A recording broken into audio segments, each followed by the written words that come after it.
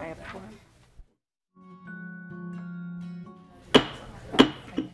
Good morning, everyone. Our meeting will come to order. This is Tuesday, February 27th. This is the Education Innovation Policy Committee. A very special day for us today because we have students with us. And that's always the most exciting thing in this committee as we set policy, that we have our customers, our specials here, and that's our students. Representative Kunish-Pradine, would you look over the minutes, please, and consider approval?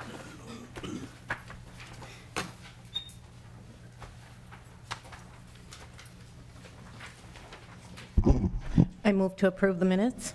Representative Kunish-Pradine moves approval of the February 22nd minutes. Are there any additions or corrections? Hearing none, all those in favor say aye. Aye. Aye. Those opposed, nay. The motion prevails, and the minutes are approved. Members, you did receive in your emails a copy of our committee procedures, our rules. In particular, this regards amendments, so please keep that in your folder for referral when we get to times when you might want to amend a provision. So members, today we're focusing on, as I said at the outset, our students and what they have brought forth in such a way that we're going to be very much alerted to their concern about sex trafficking. And these young women have been working on this issue for some time. They contacted a number of legislators and got the ball rolling, and that shows you what a good future population we can look forward to when they understand an issue so well that they can put together a proposal, bring it forth, and have it heard. So I'd like to call to the table Representative Randy Jessup. And this is House File 2768. Welcome, Representative Jessup. And if you would move your bill, please, and then we'll proceed to the action.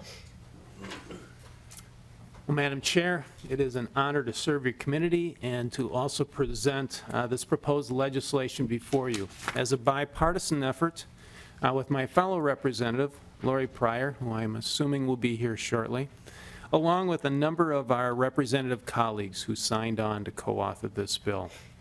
As you may recall, this legislation that we are looking at today really builds upon the efforts of our representative colleague, Peggy Bennett, who last year went ahead and culminated into Minnesota law, Aaron's Law, which focused upon child sexual abuse. The legislation before you today expands upon her efforts to include education or instruction regarding sexual exploitation. And in the proposed legislation before you, beginning with section 2.15, what has been added here is really to include sexual exploitation as an opportunity for school districts to really educate, build awareness, as well as pursue the prevention of sexual exploitation for our students. Representative Jessup, I'm going to interrupt you and move your House File 2768 to be officially before us. Please proceed. Thank you, Chair. This proposed legislation, as Chair Erickson has mentioned, is really a culmination of some efforts by some of our fantastic students here in Minnesota, led by Jessica Melnick and her peers and their organization, Girls United, which was established a number of, I want to say about 3-4 years ago. We'll let them tell the story, but they are from Hopkins High School. And I think we can all be most encouraged, particularly on our committee, to see student involvement in establishing legislation for the education of our children and of our students here in the state. So I'd like to give Jessica and also her peer Neela an opportunity to come before you and tell you a little bit about the story of how this came about. And Representative Jessup, as Jessica and Nyla come forward, I think we'll also have the other girls introduce themselves. So let's start in the front row, and come to the table and say your name and your grade in the microphone, and then return to your seat. My name is Lily Sadeklik, and I'm in 11th grade. My name's Emma Rock, and I'm in 11th grade. And girls, you can move the microphone up. You don't have to bow. There. I'm Emily Kirk, and I'm in 11th grade. My name is Mary O'Neill, and I'm in 11th grade. I'm Sally Reed, and I'm in 11th grade.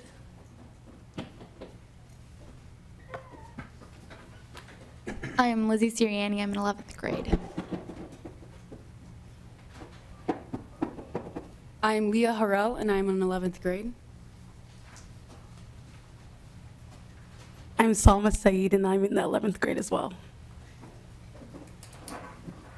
So, welcome, girls. Very good to have you here. And members, I want to call your attention to statements that they have made in the handout that's in your folder. I think every one of them here present today has made a statement in addition to introducing herself. Welcome, girls. Please say your name for the record and begin to tell us about your project and the reason you brought it forward. Madam Chair and members of the House Education Policy Committee, I would like to thank you for inviting us to be here today and hearing this bill before your committee. My name is Jessica Melnick, and I'm a junior at Hopkins High School. I'm also the founder and current president of Girls United MN. Girls United MN was started in 2014 as a nonprofit organization that strives to empower and inspire the next generation of girls. Since 2014, we have held many events for the Hopkins and entire western suburban community. We have held events to promote women in STEM fields, painting canvases with positive affirmations with elementary school girls to put up in their bathrooms, held job fairs, and hosted volunteer events. In November of this year, we hosted a speaker from the Urban Outreach Institute at the U of M who came and spoke to Girls United MN about sex trafficking in Minnesota. Many of the high school girls and I had heard about a suspected uptick in sex trafficking during the Super Bowl, and we wanted to learn more. We learned that this problem happens in our state 365 days a year to victims as young as 8 years old.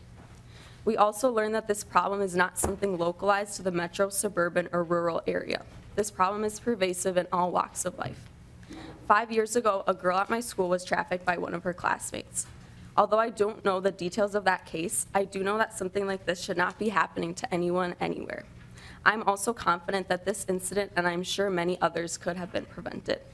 By very conservative measures, a November 2010 study found that each month in Minnesota, at least 213 underage girls are sold for sex an average of 5 times per day through the internet and escort services. This number does not include hotel, street, or gang activity. That is 213 girls too many. A study done by the Urban Outreach Institute at the U of M found that 14% of men will have bought sex at some point in their lifetime. 14% of men in Minnesota alone.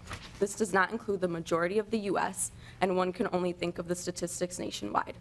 With the average sex buyer being a white, middle-class male with children, making well over $40,000 a year. Think about that. This could be your neighbor, friend, or even family member. Right now, there are many service providers for victims of sex trafficking after they are out of the life, but the trauma has already hit. We need to stop trafficking before it happens. The organizations that support these victims report that 89% of women and girls used in prostitution wanted to get out but didn't know where to turn for help. And with the average age of entry into trafficking being 12 to 14 years of age, how would those possible victims know where to turn for it? I have attended a wonderful public school since the start of my K-12 career that knows that educating us about the issues we face is as important as teaching us to read and write. When we saw our AIDS and HIV epidemic, we put prevention curriculums into our school, and with time, our HIV and AIDS rates have depleted significantly. A couple of years ago, teen pregnancy numbers were also at an all-time high, and with prevention curriculums, our teen pregnancy numbers are now at an all-time low. K-12 education is supposed to equip us, students, with the proper resources and knowledge to be good citizens and right wrongs where we see them. But we can't right the wrongs if we don't know about them. I'm here today as a high school student asking you to allow our public schools to give us information that will keep us safe and allow us to make our communities better. parents, students, and teachers need the resources provided in the sexual exploitation prevention curriculums to prevent sex trafficking in our state. This legislature has worked miracles with the safe harbor laws passed in 2011. We no longer treat minor victims of sex trafficking as criminals. We provide survivors with the resources they are in most need of, whether that be housing, food, or education. Unfortunately, prior to my own inquiries into this, I had never even heard of Safe Harbor, and I'm sure that that is true for most other high school, middle school, and elementary school students. How are we students supposed to know who to reach out to if we are ever in these dire situations? I'm sure many high schoolers and some survivors may think that we will still be sent off to the juvenile detention center if we seek help or are caught by the police. Students deserve to know about the resources that are available to them. We could and should be capitalizing on our safe harbor resources. This law was passed to protect the children of Minnesota, and I hope as a body we are able to move forward with this. Public school health curriculums do not suggest or mandate any form of sex trafficking education as of right now. But how do we know where to turn for help if we don't know where to turn for it? How are we supposed to know that the modeling job paying $2,000 a week offered to us in a mall may not be all what it seems? How are we supposed to know that we are not indebted to someone in the form of sexual favors? And more importantly, who's teaching us about respect, that humans cannot be bought and sold for sex? The answer is no one. We see this bill as a first common sense step towards preventing children and adults from falling victim to sexual exploitation, and most importantly, curbing the demand for these horrific acts in Minnesota. I just want to say thank you again to all of the members on this committee and everyone that has signed on to this bill. It really means a lot to us. Thank you. Thank you, Jessica. Welcome. Say your name for the record and begin. Madam Chair and members of the House Education, Innovation, and Policy Committee, my name is Nyla Suse, and I'm a junior at Hopkins High School. This topic is particularly important to me, and it hits very close to home in more ways than one. I can think of a number of girls that go to my school and at an age as young as 13 have been sexually abused or assaulted. I have family and friends that have had to experience the terrifying reality of this issue. My mother was raped at the age of 14 in her own house. She had fallen into hanging around the wrong crowd, drinking and doing drugs. Although she was in this rugged environment, she thought she could trust the people she called friends and hung out with. She ended up locked in an apartment in St. Paul for several days, not allowed to leave, and my grandparents were worried she could have fallen into the trap of sexual exploitation. Today, she can't count or even remember the number of times she has been exploited, taken advantage of, and abused both physically and sexually. The sexual abuse she endured at such a young and vulnerable time has affected the rest of her life. Raising awareness, implementing prevention curriculums, providing resources, and early awareness are crucial to helping a young person work through issues so a terrible incident like this can be prevented for the next generation. A friend of a friend was brought into the life of sex trafficking by her older sister while she was in middle school. Last year, when she was a junior in high school, she was shot and killed as a result of her falling victim to sexual exploitation. I believe that something like this could have been prevented by education and access to resources, and that is what brings me here today. Sex trafficking is not something that only affects a certain group of people. It affects people living in your day-to-day life, peers, coworkers, friends, and family. Please do not ignore this issue and put it into a box as only an inner city problem or women's issue. People need to know that this is not a far-off issue, but one that has affected the lives of many people across the state, including my own. We need to start focusing on preventing and helping the people who are at risk into falling into these horrible and unimaginable circumstances.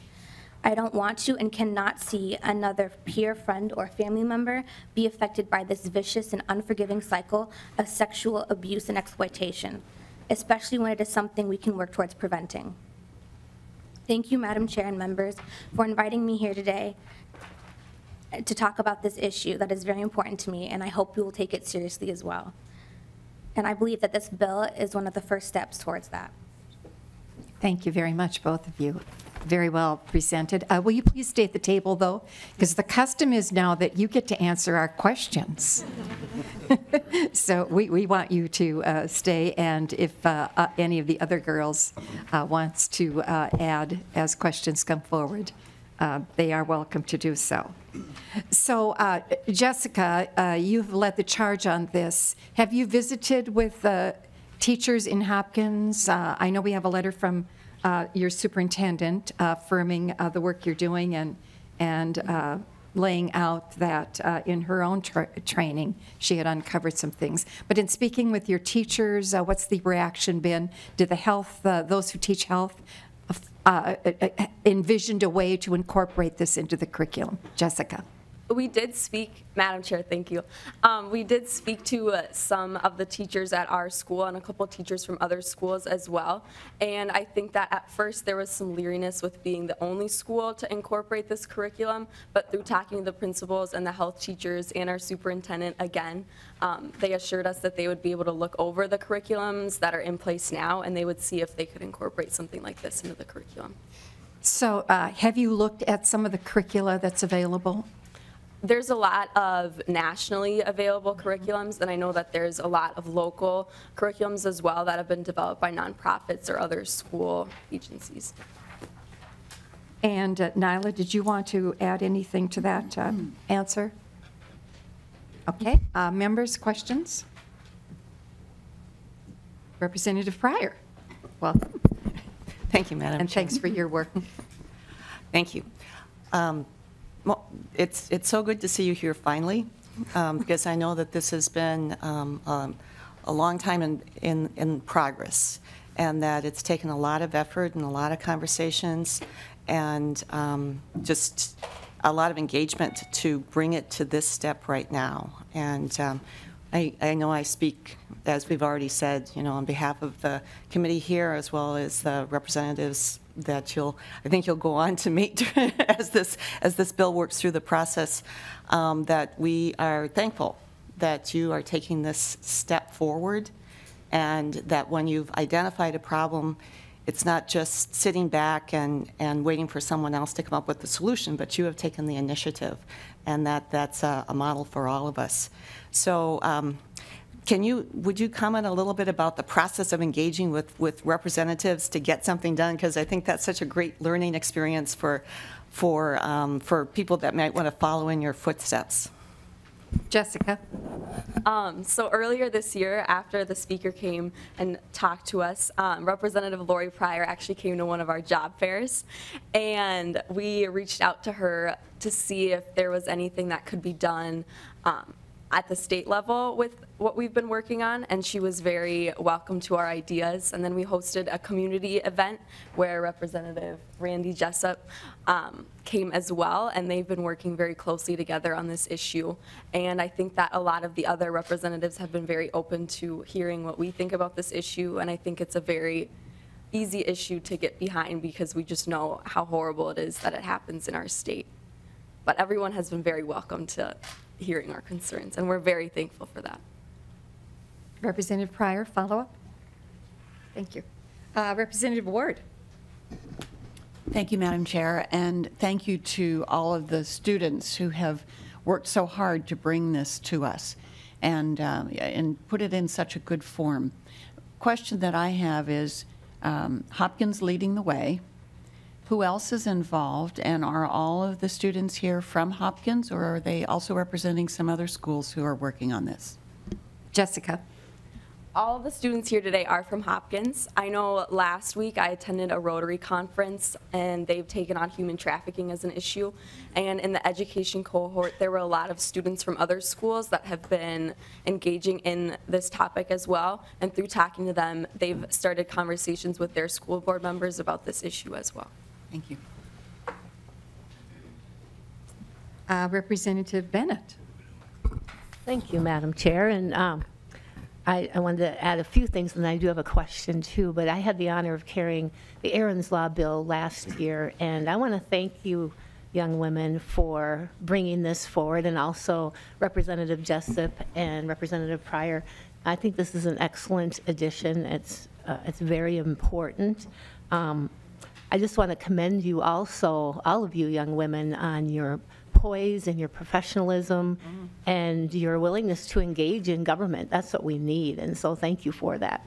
I'm just curious if you've had a chance to explore other school districts to see if any of them are teaching the sexual exploitation type things, or if you've just kind of come upon dead ends with that. Do you have any information on that? Jessica. Representative Bennett, Madam Chair, I've seen other school districts implement this curriculum. some from out of state. I know through talking to some of the Safe Harbor resources, there is a nationally used curriculum that are used in other states right now. And through talking to some other school districts, there are some schools that are using it, but it's very brief in their health curriculum, and they think that they could probably focus on it some more. Representative Kunesh-Podein. Good morning. Thank you all for being here today.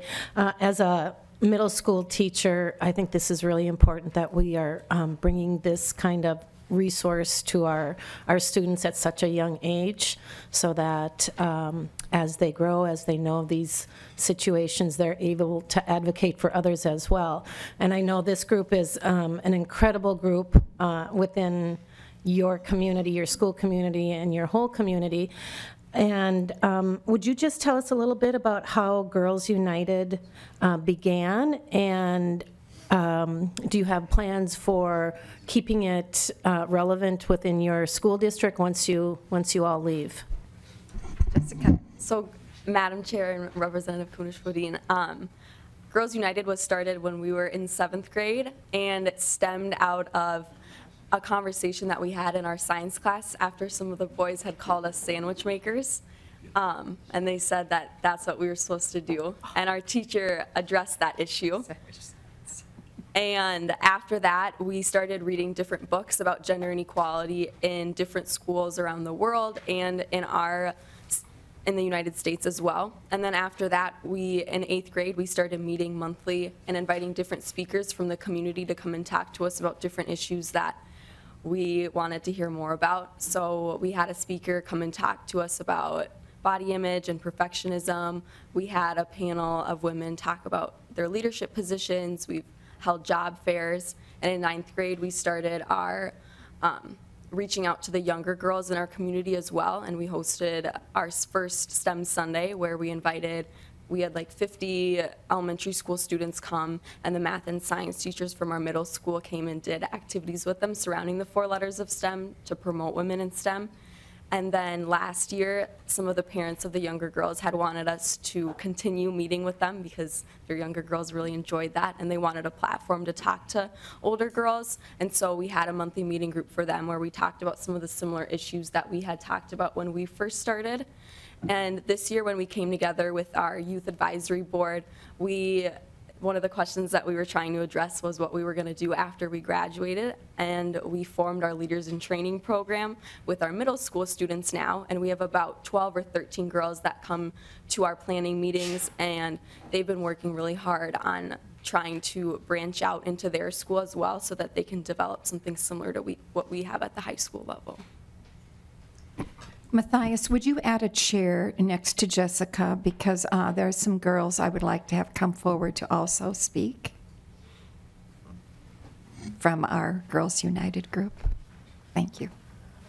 Representative Kunesh-Podein, did you have a follow-up at all? No, I just wanted to say thank you again, Yes. and I hope this is a model for a lot of communities and schools in leadership of young women, and we expect to see all of you progress through that strong leadership role as you age and get older, so thank you all. Representative May Quaid. Thank you, Madam Chair. Thank you guys so much for being here. I post the committee agendas on my Facebook page every day, and I had some students reach out about this specific bill and this specific issue, and they wanted me to ask you what would be the first step that they could take. They have been talking to me about this. You're inspiring young students in my district, in Apple Valley, and so they wanted to know what would be the first step for them to take to organize in our community. Jessica? Madam Chair, Representative May Quaid, if they would like to connect with us, that's definitely a possibility, but I think just banding together with a group of other students that they work well with, and some students that maybe they don't know as well, I think is really important. I'd like to call, I think that's Leah, you're the coordinator, the webmaster of the advisory board. Would you come up and talk a little bit about what you're doing as the webmaster? Please say your name for the record and then begin. Leah Harrell. Madam Chair, as webmaster, I document a lot of our events, such as STEM Sunday and the job fairs. I take pictures and I post them online for people to view, and we have a comment page for people to reach out and contact us if they have any questions. I'm currently working on pages that explain more about our Leaders in Training program and our younger girls and what we do for them, and developing a page for our sex trafficking awareness program. So is it a web address that we access, or are you doing other means as well? If it's a web address, would you give it? Or whatever the way is that we can get involved in this. There is a website. I can provide you with the website shortly. I do not have it off the top of my head, but we also have a Facebook page and a Twitter account that we use to reach out to our community and keep them involved with all of our events.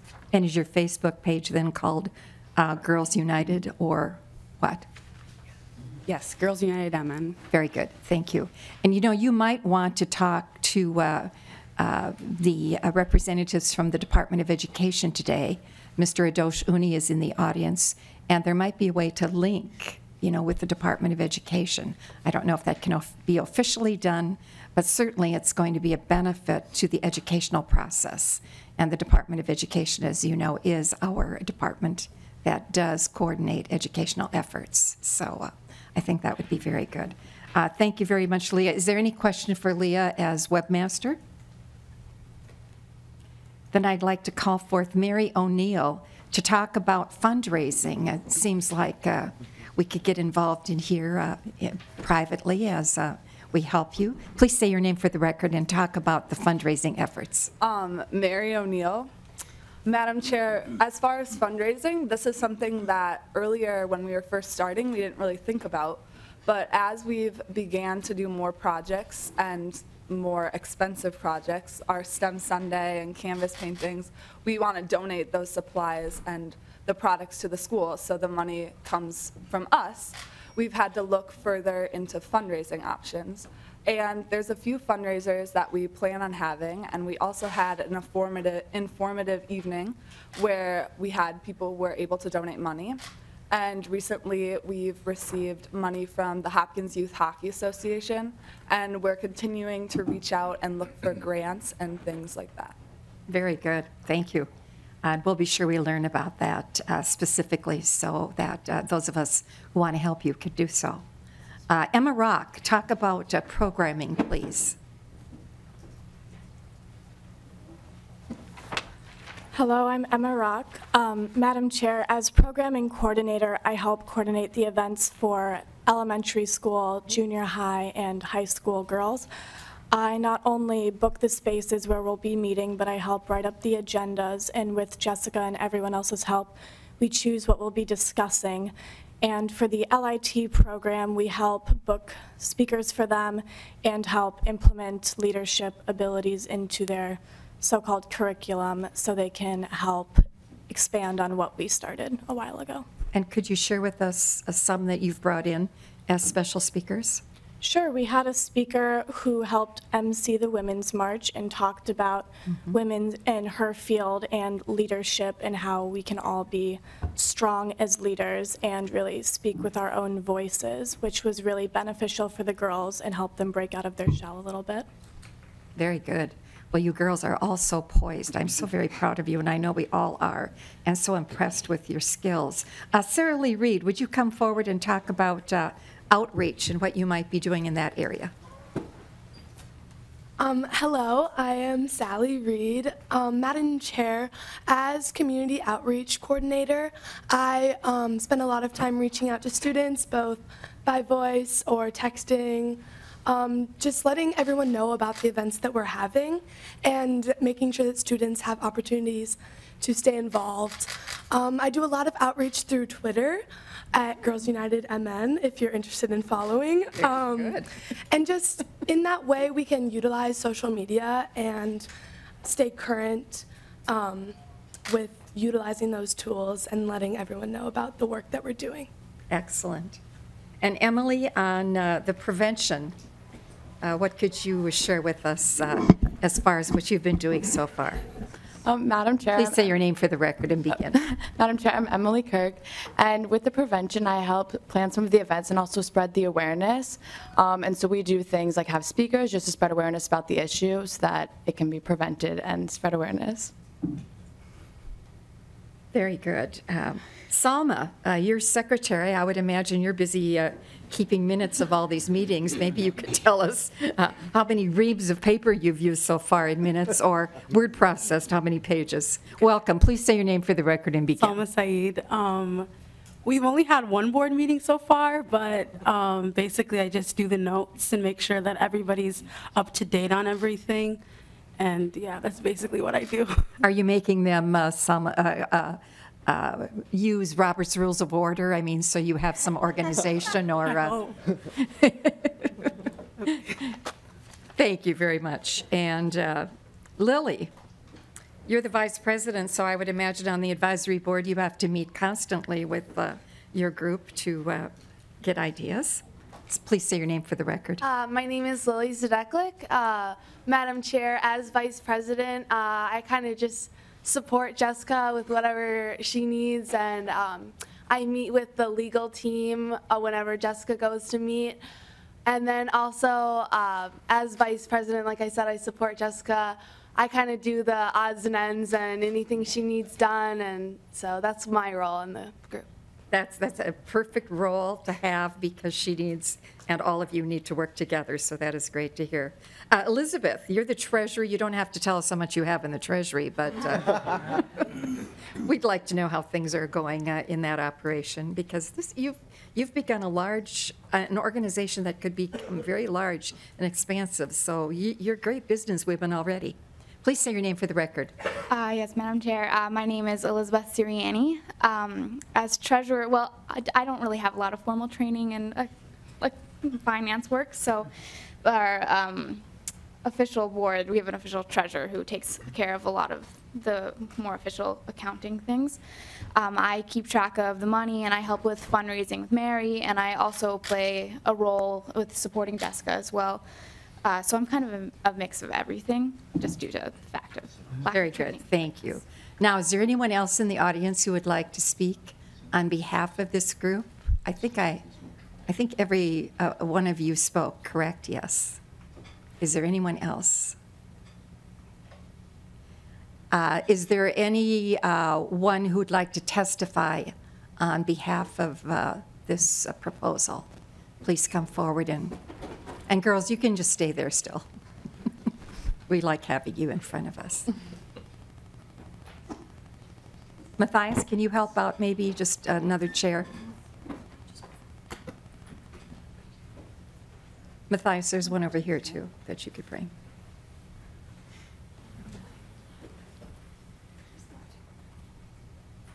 Welcome to our committee, and you know the routine. Please say your name for the record and then speak. Thank you, Madam Chair and members of the committee. My name is Beth Holger Ambrose, and I work for a nonprofit called The Link. The Link was formed 27 years ago by Jim Marshall and Oscar Reed, who used to play for the Minnesota Vikings. Yes.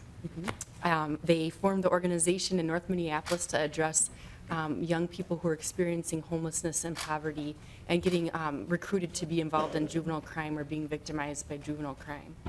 Since that time, we've grown a lot over the 27 years, and so we have programs now. We're still based in North Minneapolis, but we've grown to the entire Twin Cities metro area, and we provide programs in the area of juvenile justice, alternative programs, housing, and supportive services for youth that are experiencing homelessness or young families experiencing homelessness, and emergency shelter, housing, and supportive services for youth that have been sex trafficked in coordination with our larger safe harbor law, which we really appreciate all of your support on that law, by the way, too. So I'm just here today to really strongly support this bill and Girls United. We're very thankful for all of your support, for Representative Pryor and for Representative Jessup for bringing this forward, and most of all for Girls United for taking a stand and taking all the time and hard work and bravery that you've done. They approached myself at the Link because we work with sex trafficked youth to do this, to partner on this, and we're very, very excited about it. I just want to also state that sex trafficking is a huge problem in Minnesota. At the link, we see youth who have been sex trafficked from the suburbs, from the inner city, from rural areas, and from American Indian reservations. And I'm going to let my esteemed colleague talk more about our actual services and our prevention campaign work that we have. But I would like to tell you a few stories just to paint the picture of the kinds of youth that we're seeing. So one of the young people that we served when we opened our shelter for 3.5 years ago now, is a boy, 16-year-old white boy from the southwest suburbs. He was in a home where he was very well loved by one of his parents, but he self-identified as a gay person and was in a community where he felt pretty isolated, and so, as many young gay youth do, went online to try to learn more about himself and find some support. And unfortunately, he was groomed by a person online that was from a different state, actually, and he was groomed and then eventually trafficked by that person. Thankfully, a concerned family friend referred him to the link, and so we were able to work with him and his father and provide a lot of therapy and intervention, and also bring his trafficker to justice, so he was prosecuted. Another example is that there was a young girl, unfortunately, many of these young people too, no one has the choice of what circumstances they're born into, so this is one of those situations. She grew up in South Minneapolis, and was born to parents who were both drug addicted to crack. So her mom was never really around. Her mom was actually also a trafficking victim involved in the life, addicted to crack. Her dad was an alcoholic and addicted to crack, and she stayed with him, but he didn't really take care of her, obviously. So she started meeting friends at age 10, 11. Unfortunately, one of those friends was being trafficked by her own family, and so that friend inadvertently invited her over, and then the family started trafficking both of them. She was only 11, and has been trafficked since then by multiple traffickers, multiple ways. Fortunately, she actually is still quite involved at the link. She's on our advisory committee because we're a youth and adult-led organization, and she's doing much better. And then we also have served a young person. I'll just say, the rural areas are so small, I don't want to say specifics, but she is from a small city in Wright County, and her parents had no idea she was being trafficked. However, she had been recruited and approached by a very dangerous trafficker that approached her like he was her boyfriend, like he was interested in her. Turned out he was not only, he ended up trafficking her after, befriending her, and also ended up to be quite violent. He actually was charged not only with trafficking of minors, but with a homicide in St. Cloud. So she also is doing very well. Now this was like a year or two ago. But these are just some of the many stories that we see every day at the link. And this is why we desperately need you to support this bill, because these young people are being recruited by traffickers. If they weren't born into the situation, they're getting recruited between the ages of 12 and 14, and we need to get to them before the traffickers do. And if we don't, then it's on us as a community. So we're just really hopeful that we can all really support putting this into our schools, because otherwise this is going to continue to happen. So thank you very much for having us today. Thank you very much. Excellent information that you've provided, and thank you for your work. Welcome, and please say your name for the record and begin. And you can move the microphone so that you don't have to feel uncomfortable. Thank you, Madam Chair and members of the committee. My name is Keisha, it's Q-U-I-S-H-A, Keisha Stewart, and I'm the Safe Harbor Division Director at the Link. And to speak to you briefly today about services and how grateful we are for the connection and the partnership that we have with Girls United. We serve sexually exploited youth, and we have a housing and an emergency shelter program for kids 13 through 17. Our housing program can serve youth up until age 24. On the emergency shelter side, our #1 goal is to get the youth stabilized. Oftentimes when youth come into our emergency shelter, they don't even understand that they have been exploited. If I'm a 14-year-old girl and I've had a 25-year-old boyfriend, and this is the norm for me because I don't have anyone at home to give me guidance, this is the norm. This person is who is allowing me to be able to purchase things here and there. However, we get the kids into the shelter, and then we teach them about unsafe and unhealthy relationships, and we teach them about grooming and things of that nature. And oftentimes they're in our program that full 90 days before they realize, okay, maybe this isn't right. So I'm totally excited about Girls United and young women who are so eager and so professional and so engaged in this situation, because oftentimes when people hear about exploitation, they have a specific type of victim in mind. Your victim looks a certain way in your mind, and this partnership with Girls United, it supports the notion that anyone can be exploited, any kid can be exploited. Vulnerability is what brings exploitation. And if you think about that, any teenage child is vulnerable at some point in time when they're working to figure out who they are, what they stand for, the morals and values of their own as opposed to what has been taught to them. So we provide services that meet those basic needs for youth that have been exploited, while at the same time allowing them to understand that this is something that happened to you and not who you are.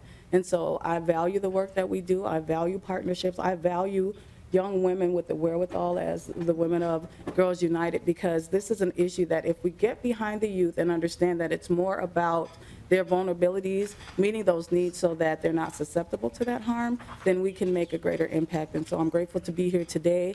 I'm grateful to provide the services that we provide to boys, girls, transgender youth, any kid that is at risk of or has been confirmed exploited. We have services to give, and if we don't have them, we will partner with an agency that does, because we believe in this effort, and if we can stop exploitation early on, we can minimize the impact of it in our state. So thank you. Thank you, Ms. Stewart. Are there questions for these two testifiers? Representative Pryor. Thank you, Madam Chair. I understand that you've had work already on a possible curriculum for schools. Could you say a little bit about that and also the process that you used to create it? Ms. Hooker Ambrose. Madam Chair and Representative Pryor, thank you so much for that question, because that was one of the ones that Keisha and I want to address.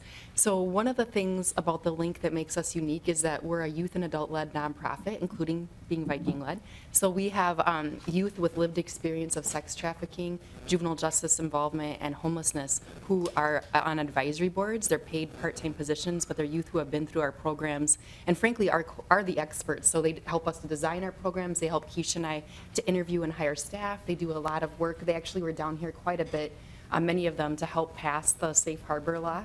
And so at any rate, one of the ideas they had about 2 years ago was we really need to do a prevention curriculum that makes sense for youth, that's written by those of us who have been through it and know how to talk about it and know how to warn other younger youth about it. And so Keisha and I wrote a grant to the Women's Foundation and fortunately got funding for their idea. And then we worked with our survivor advisory members, which are, they've all been sex trafficked, and partnered with a local marketing firm called NOC to develop a prevention campaign called I Am Priceless, which was created and named by the youth. And part of that, you might see signs, because fortunately, as a side note, the link also led the efforts around providing increased services for trafficked youth and adults during the 10 days of the Super Bowl. So part of that was the NFL picked up the I Am Priceless prevention campaign as one of their anti-trafficking messages. So we were able to get a lot of donated paid media, which has been wonderful. So the piece we would like to continue to work on with NAC is finalizing the curriculum, which we will be doing this spring. So the timing of Girls United coming to us was just incredible, because we will have a specialized local curriculum. It's based off of My Life, My Choice, but it's specialized for Minnesota and targeting the 12 to 14-year-old range. And what's your communication, Representative Pryor, if you don't mind my interrupting, what is your communication with rural Minnesota, like the American Indian reservations, where I know, and you mentioned there's sex trafficking. What's your communication to get the word out about what you have available in addition to promoting Girls United? Ms. Stewart, did you want to answer that, or? Yes, our communication, we work very closely with the regional navigators throughout the state, and so our navigators share that information with the other navigators when they work together. We share kids between each other.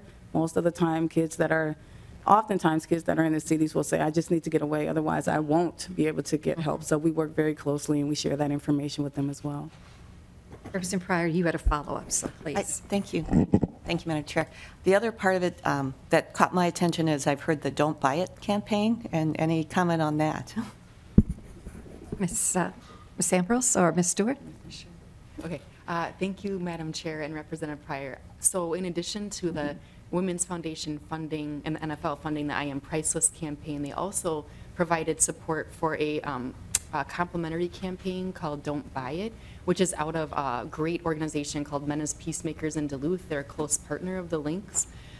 They are basically looking at, well, we're trying to really educate youth about recruitment tactics and that they should never be bought and sold. They don't deserve that. The Don't Buy It project by Men as Peacemakers is looking at the demand. So knowing that the majority of buyers are men, they are looking at the demand and how we can inform men that it isn't a victimless crime, that there are victims, that it's, that it's not just, it's hurtful to people, it's impactful on people. And so they've done an incredible job of reaching that demand audience and are continuing. They're definitely not done. They're continuing to work on that. Very good. Are there other questions for these two testifiers? Thank you I'm sorry, Representative Haley. Thank you, Madam Chair.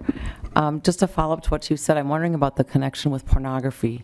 And I know there's a couple bills this session that we'll all be reviewing related to stopping the demand in pornography and how that then links into exploitation of youth. Can you comment on that? Yes, thank you so much. Thank you. Madam Please Chair. comment. Oh, sorry. Thank you, Madam Chair and members of the committee. What I would say about that is that there definitely can be a link between pornography and sexual exploitation. Not always. There isn't always a link between those two. There's definitely pornography that that is not attached to sex trafficking. However, what we see sometimes is if a trafficker or a buyer takes a picture of one of our youth or a video, they can use that as leverage against them. So we see that happening. So taking pornographic pictures or videos, and then they can use that against them. Oh, well, if I show this to people, you're going to get your baby taken away. You don't want your grandma seeing this posted up on social media, et cetera. So we see that happening, I think, a little bit more often. There definitely are some youth that we've worked with that have been exploited in pornography and or strip clubs too, but it doesn't always tie hand in hand. It's kind of complicated. Sorry. Representative Haley. Thank you, Madam Chair. Just a follow-up to the young women here. Thanks. I echo my colleagues' gratitude for what you've done. But something to consider as you grow that link to pornography and just the, maybe there's a similar effort that young men your age can wrap their heads around and stopping the use of pornography at such a young age, because I do think that in some way is a feeder into all these issues. My other suggestion, connect with other nonprofits that work in child abuse. I know they would be eager to partner with you. I have one in my county that's very active, and there may be some federal grants that you can access in addition to state grants. The OJP, the Department of Justice, has grants in these areas, and that might be something that you want to look into. But best of luck and charge forward, don't give up. So thank you to these two testifiers. So you may return to your places. And we want to hear from Jessica and Nyla. Oh, do we have another? Oh, sure. Come forward. And Jessica and Nyla, you just stay there because you'll give closing comments in just a minute before Representative Jessup returns. Please say your name for the record to begin. Yeah, thank you, Madam Chair. My name is Caroline Palmer. I'm the Public and Legal Affairs Manager at the Minnesota Coalition Against Sexual Assault. And I just wanted to thank Representative Jessup and Representative Pryor and Representative Kunish-Podine and everybody who has come forward to support Girls United Minnesota. And we do support this legislation wholeheartedly. We've been meeting with Jessica and with her group, and they have been doing so much legwork in the nonprofit community to build collaboration. And I just want to say how much we admire everything that they're doing. MNCASA is actually the home of the Safe Harbor Protocol guidelines. We developed those guidelines in collaboration with the Ramsey County Attorney's Office, thanks to legislative appropriation. We're also the protocol implementation site for Safe Harbor in Minnesota, thanks to a Department of Health grant. So we are integrally involved working with groups like The Link and many others. And so it's just so exciting for us to see young people who are stepping up. The youth and the survivor voices are the ones who we think will really make a change. And so I just wanted to say thank you to the committee for giving so much space and opportunity for our young testifiers today, and urge your support. Thank you, Ms. Palmer. Are there any questions for Ms. Palmer? Thank you. Closing comments now from our two main testifiers, Jessica and Nyla. Just kind of sum up what it is you're expecting out of this and for the future.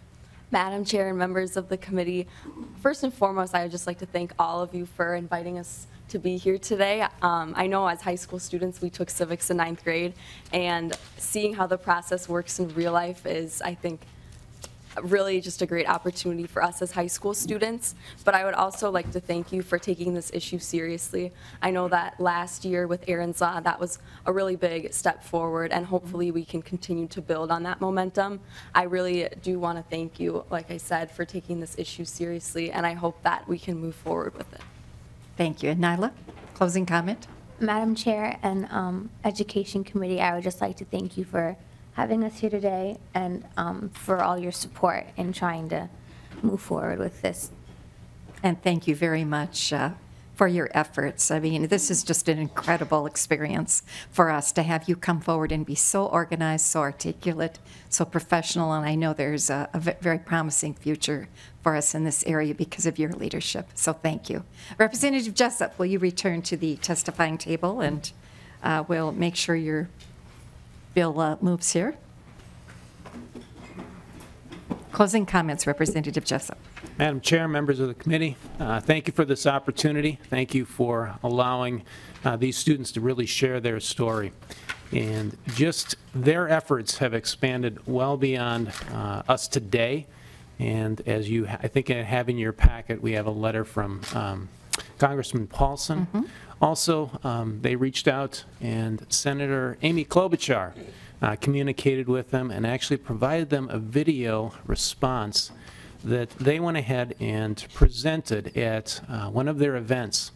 It was Not for Sale, Standing Up to Sex Trafficking, an event that they put on mid-February. I think it was February 15th over in Hopkins, and they had 200 people in attendance with a panel of 7, from attorneys to law enforcement to investigators, as well as people in nonprofits that service those that have been trafficked or exploited.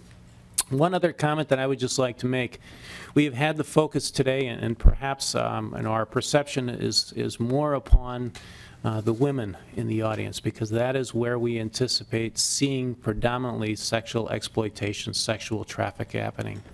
But as we had done a media conference, I want to say about a month ago, we had the pleasure of having the Hopkins principal with us in speaking, and I thought he made an appropriate point as we kind of conclude here, and that is, this is not just a concern for our female students or our young women. It is also a concern for our student boys and our young men. This is a topic that needs to be for both sexes, to really understand respect for one another and what is right behavior and what is wrong behavior. So I hope you keep that in mind as we move this forward. So thank you, Madam Chair. With that, I would like to move this bill forward. So I think there's some questions. Representative Mariani. So please stay before we complete.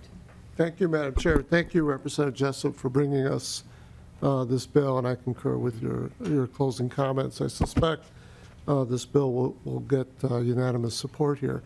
I do have some questions, however. I carried a bill many years ago now related to creating a tort action related to coercion into prostitution, which frankly there really is no other way. Folks are coerced into that. And one of the big learnings for me at that time, consistent with what you had before us, was the incredibly early age in which this tragedy is created on an individual. And so it was pretty clear to all of us here that there's a massive effort consistently targeting very, very young people. So I'm looking at Superintendent Mihripidi Reed's from Hopkins letter here, where she talks about Minnesota being the 13th largest market for human traffickers, a $9 billion industry, 8 to 14,000 victims per year. She goes on to talk about how that's going to be primarily young people in our schools.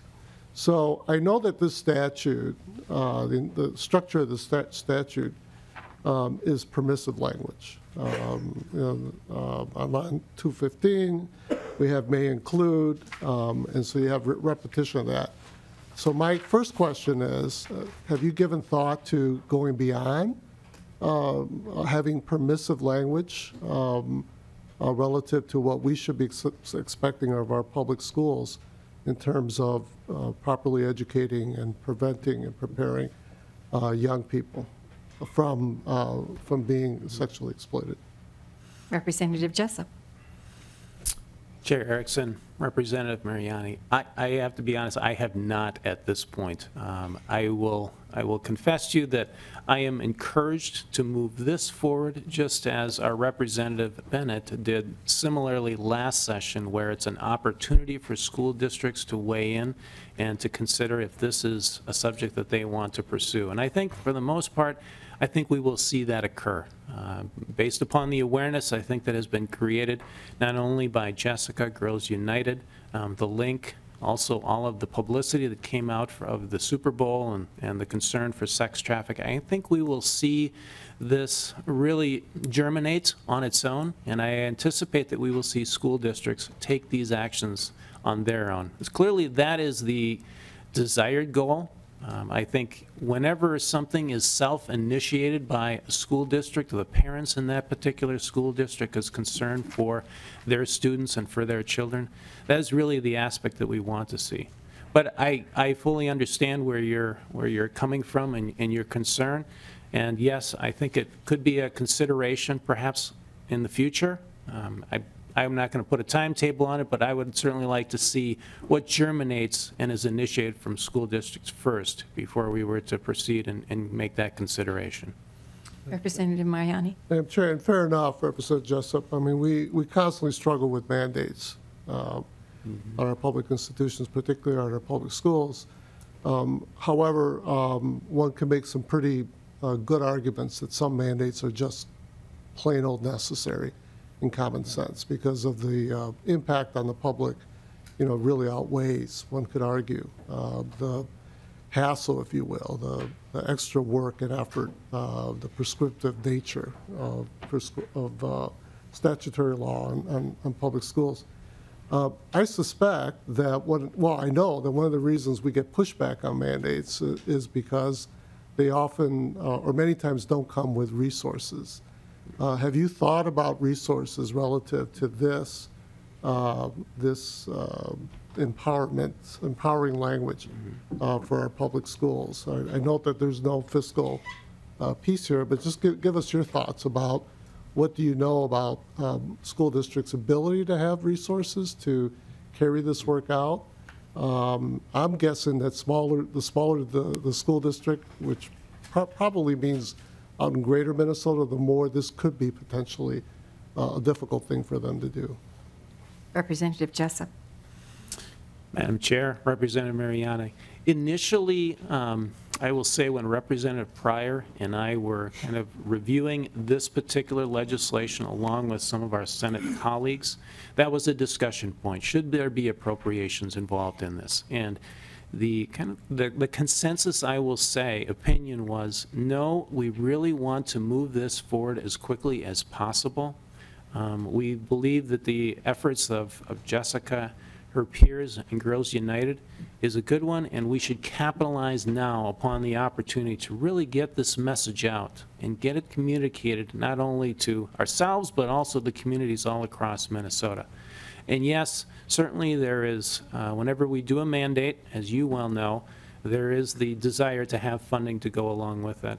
I would just counsel and Representative Mariani that if we were to get to that point and consider a mandate, consider funding and so forth, I would greatly appreciate getting the perspective of school districts, both those that will be initiating actions on their own, as well as those that perhaps find that they need additional guidance and support as well as resources to do so. So I would say I would encourage us to at least take the next 2 to 3 years as kind of a process to be able to say, how is this legislation having an impact in our schools?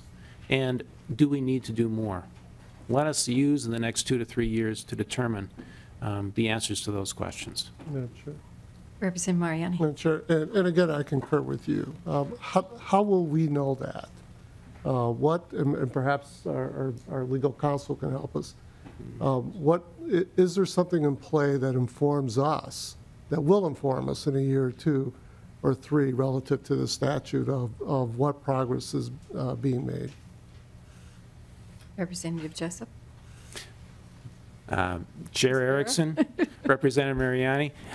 I will say I am not so much concerned what will be in a legal analysis. Quite honestly, I will say it will be students and it will be others, like Jessica, Girls United, that will be telling us. They will be communicating to us. If efforts are not being accomplished, I anticipate that we here in the legislature will be hearing about it.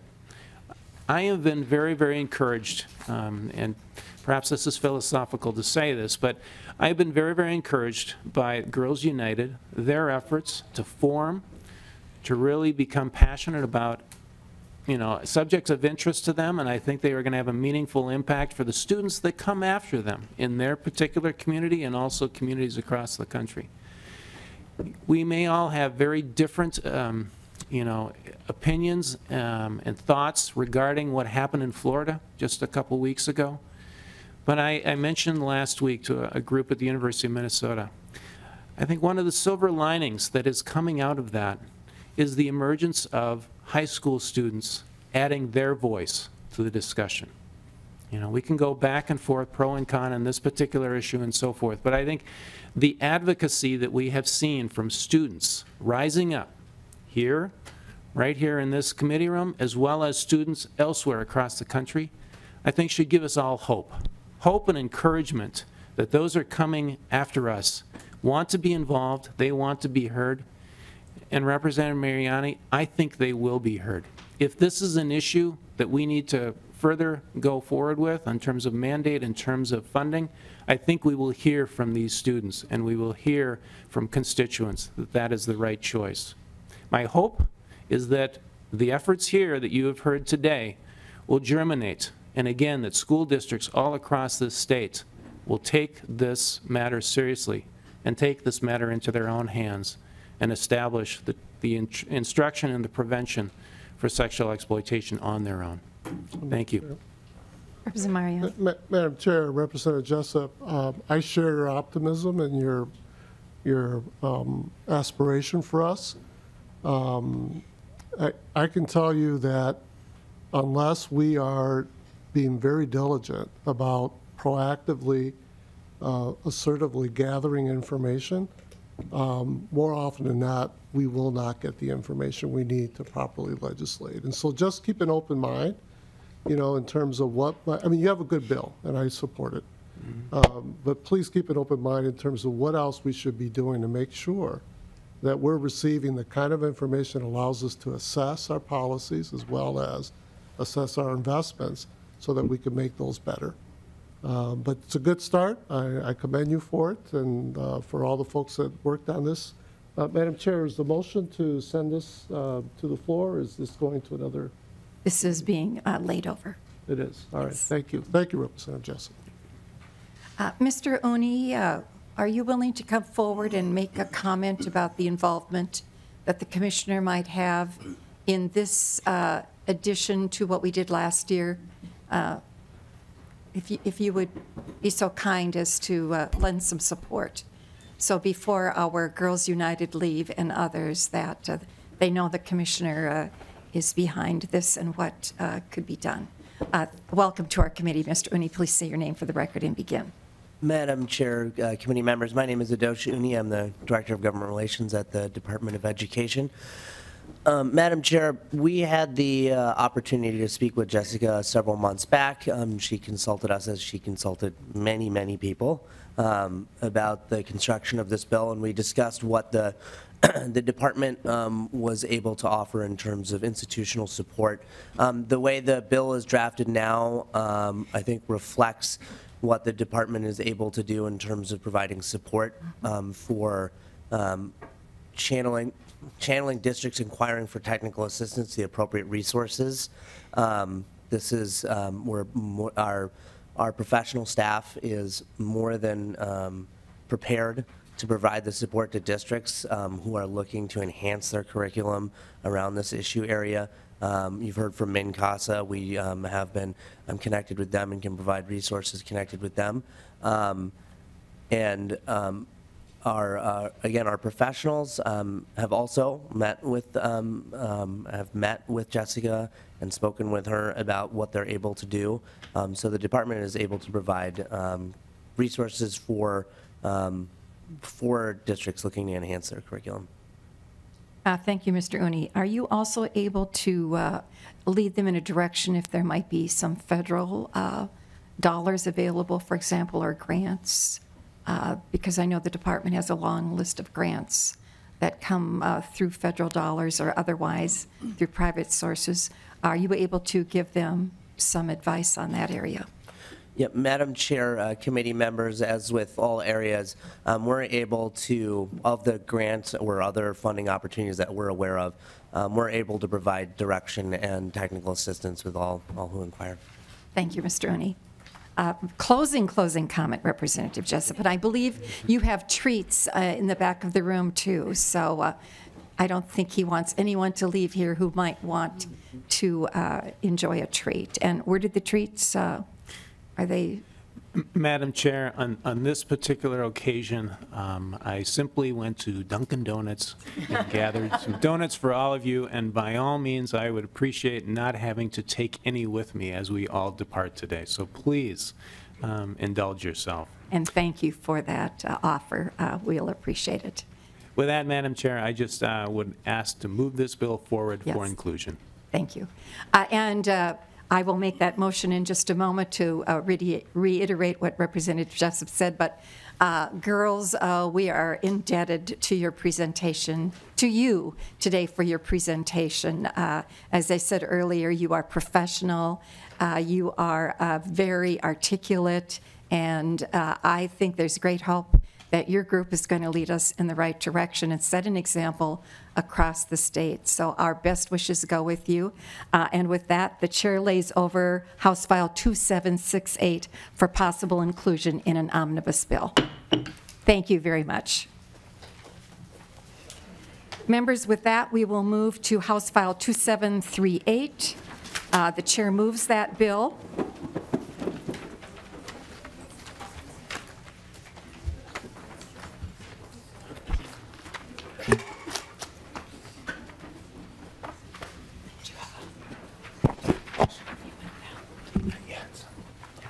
Members, House File 2738 is a direction to the Commissioner of Education to provide an idea for a poster that reports, that would be available in our schools to report, for our children to report child abuse or neglect. And there is set down in the proposal what the poster should contain: a note that directs a child to dial 911, a phone number of the county's child protection services, the size, and that it should be produced in at least 5 languages other than English. That contains a cost, members, so I will be sending this on to the Finance Committee.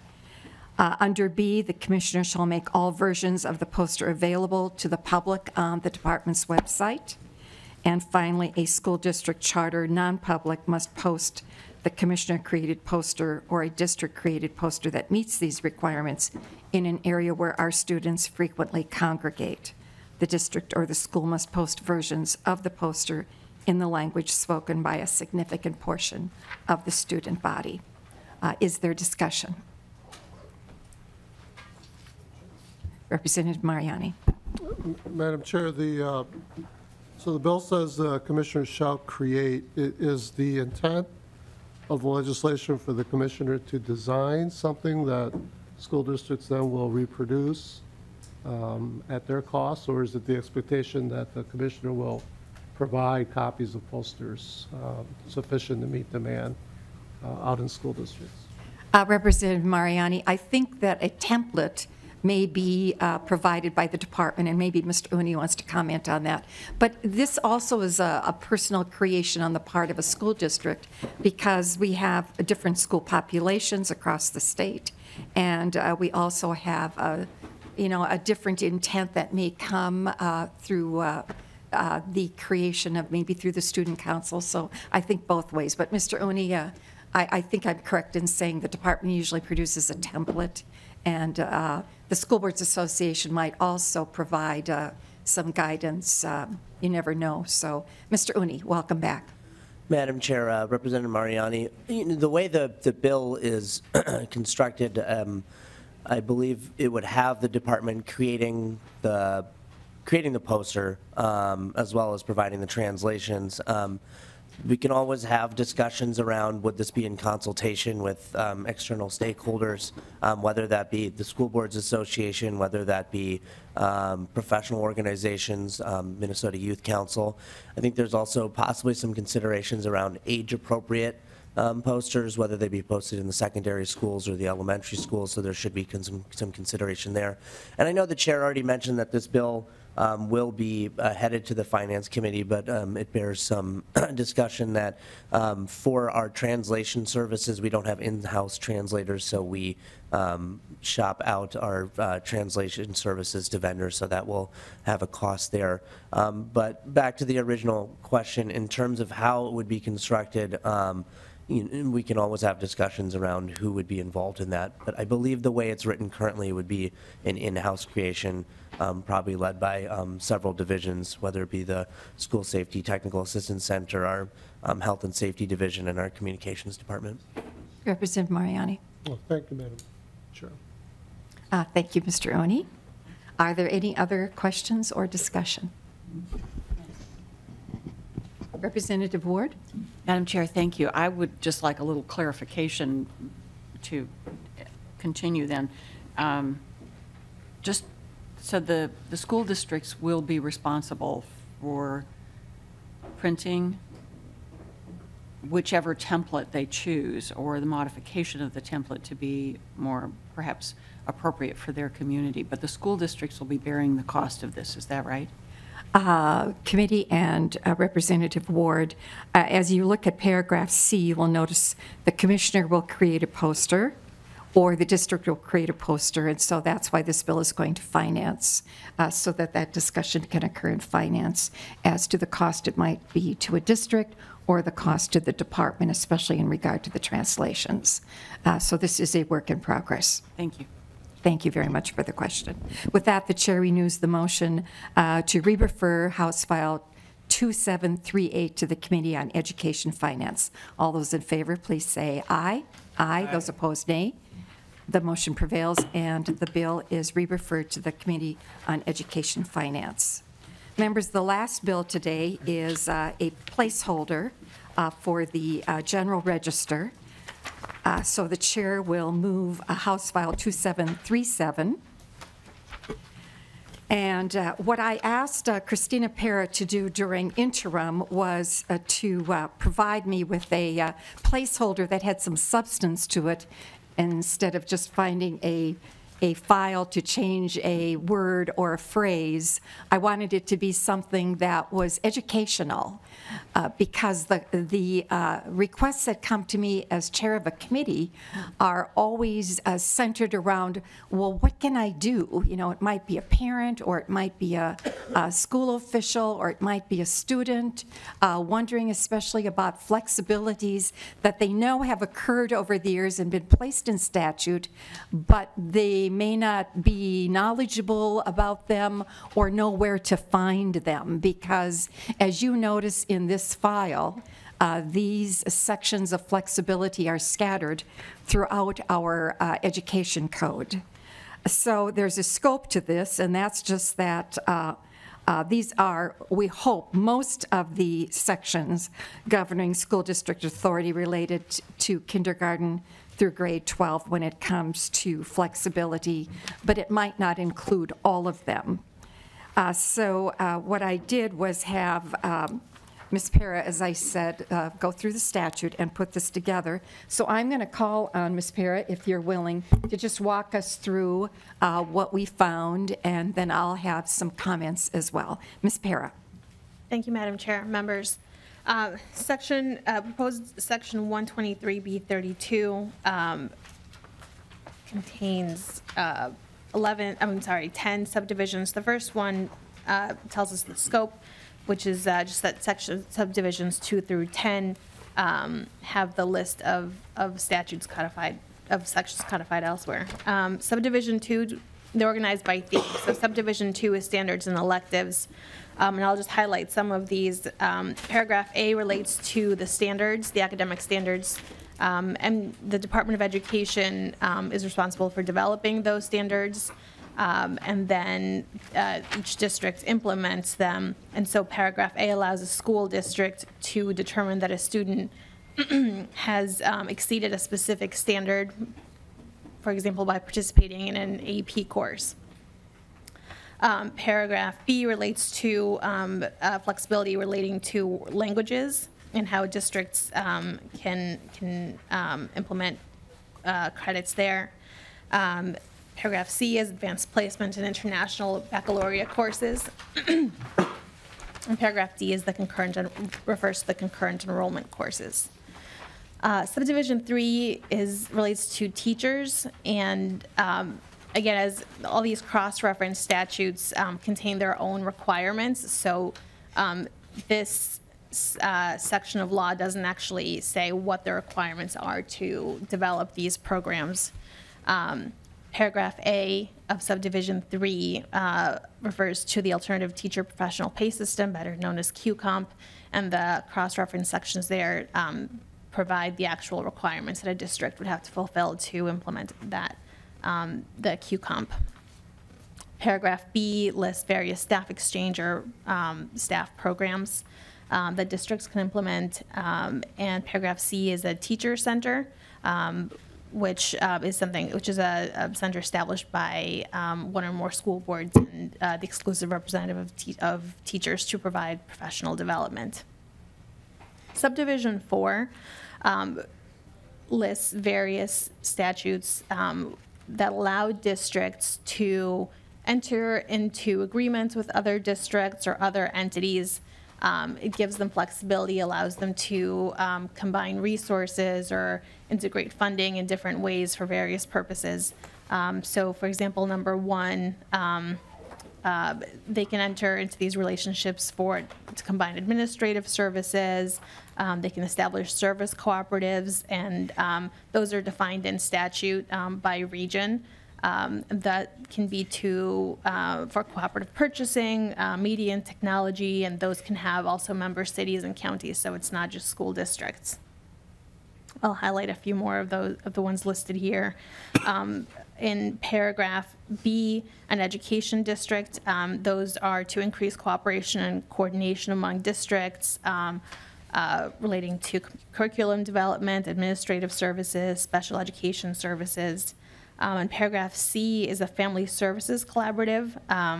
Those can have school districts, public health entities, and other agencies, including non-government agencies, to provide locally integrated services to support children's health.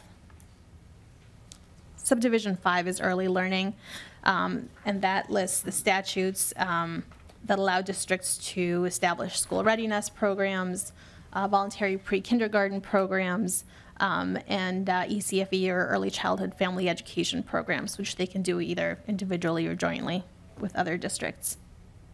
Subdivision 6 relates to career and technical education programs that districts can establish. These include work-based learning programs, local education employment transition partnership plans, programs that they can establish with other school districts, and also paragraph D relates to intermediate school districts.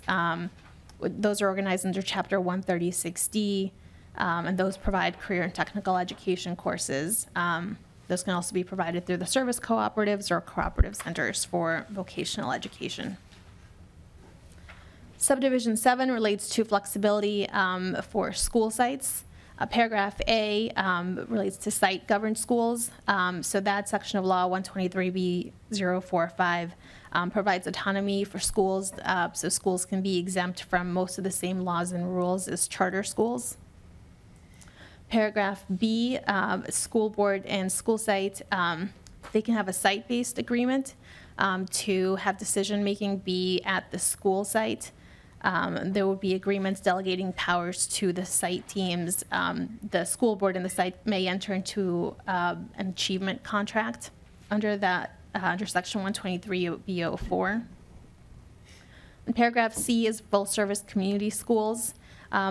Those are for schools that are either on a development plan for continuous improvement, or for schools that are required to have an achievement and integration plan. An example of that would be Brooklyn Center, where they have a school with a health clinic, recreation center, services for parents. Subdivision 8 relates to the calendar. Item 1 is the flexible learning year program that can be either district level or at the site level. An example would be a 4-day week that some districts have implemented. Number 2 is the e-learning day plan, which you remember from last year for schools. Rather than snow days, they can have e-learning days. Subdivision 9 is the community programs. Under paragraph A, under section 124D19, a district may establish a community education program. Those are to maximize the use of the public schools, and they can offer programs for adults as well as youth, including after-school programs. Paragraph B, that's your adult basic education programs. They provide academic instruction for persons that have aged out of the compulsory instruction requirements, and so they help adults get their diplomas, GEDs. And finally, subdivision 10 relates to alternative programs. School districts can establish an area learning center, an alternative learning program, or a contract alternative.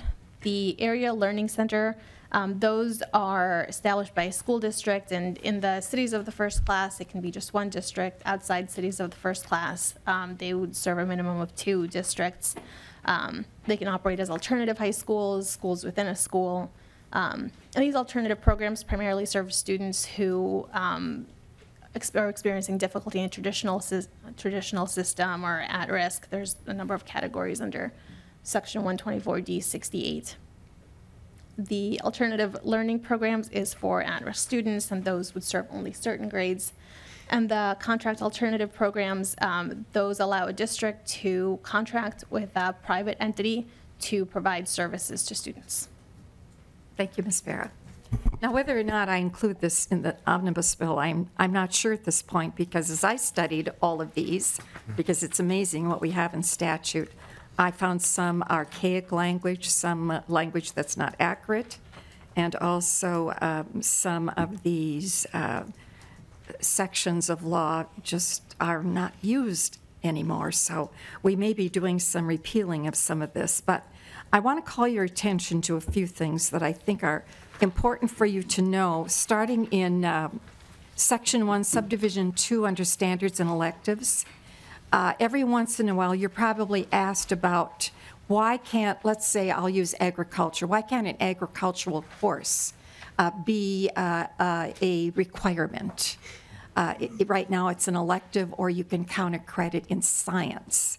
But in visiting with the commissioner, because she and I did go through this, she said, well, remind members that the rigorous course waiver is available. So this would be the statutory reference that you could tell your students or parents about if they want a particular course in their school that's taught at a high standard to count as a credit toward one of the standards that we have in place. So that was one question that I was able to answer. And you know, Representative Mariani, much of this happened under your leadership, so feel free to weigh in at any time, because these are some old laws. Under the teachers section, that would be subdivision 3, The teacher center noted in item C is old law, but you would have to serve 10 districts or 3,000 teachers. And Ms. Para did reference multiple districts. If you were to establish a teacher center, we might want to revisit that at some time. Under organizing agreements, some of this is very old law. I will point to number 5, which was, part of that was enacted in 1979 and then further changed in 1998, but nothing since. So some of these may be good for repealers.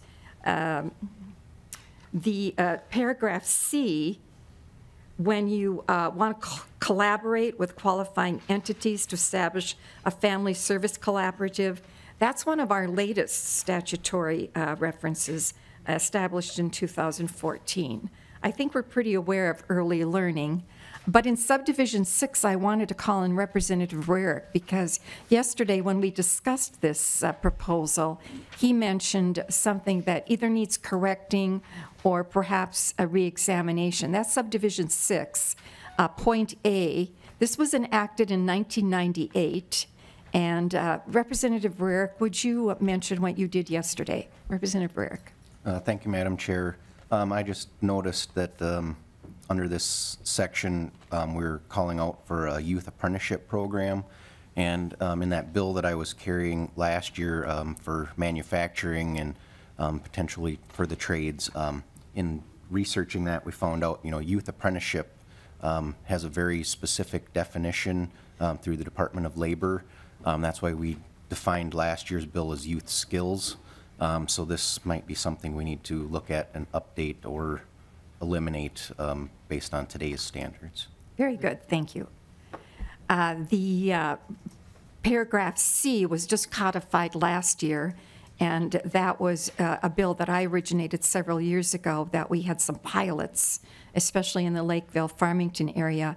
But this is a good statutory reference for you to mention to communities, your school communities, who are looking to be innovative in career and technical education. School sites, we're getting a lot of input now on personalized learning and a different way of noting how students learn. So paragraph B certainly could be a section of law that was amended to provide for personalized learning if we want it to be beyond what is in paragraph B. That was last amended in 2015. The full-service community schools, you heard Ms. Para mention Brooklyn Center. That was our first example, I believe, of that. The flexible learning year in regard to e-learning, that occurred last year, and Ms. Para noted that. Otherwise, I think those are the comments I want to make about this proposal. Are there questions or discussion?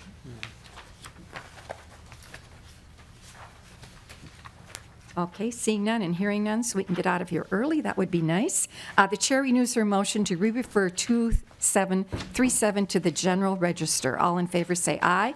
Aye. Those opposed, nay. The motion prevails, and 2737 will be placed on the general register. Members, Thursday we will go over the reports that have come to us and hear a couple of other bills. I'm not sure, I think that might be in your folder, but if it's not, we have very good pages who make sure we get reorganized. Is there any other business to come before this committee? And thank you again, Girls United, for being here and spending all this time with us. This meeting is adjourned.